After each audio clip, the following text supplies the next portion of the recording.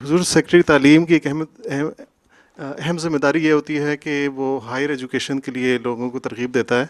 तो आजकल हुजूर AI artificial intelligence ने काफ़ी शोबों में इंकलाब बर्पा कर दिया है। कंपनियां अभी कारकुनान को भी एआई से तब्दील कर रही हैं।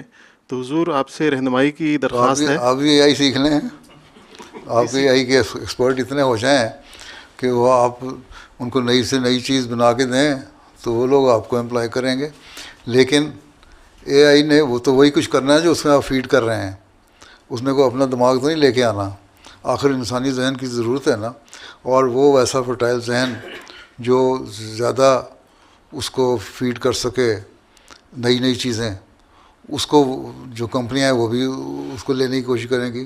तो वो लोग जो हैं वो अहमदी होने चाहिए। ठीक है, तो इसके लिए कोशिश करें आप।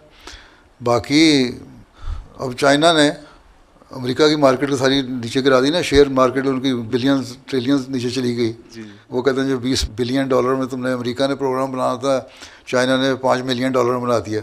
जी ठीक है, उनका दिमाग है ना, वहाँ उसी तरह का दिमाग बनाओ तो काम आ जाएंगे।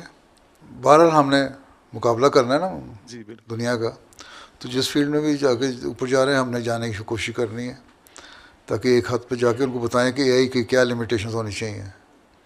ठीक है। ठीक है।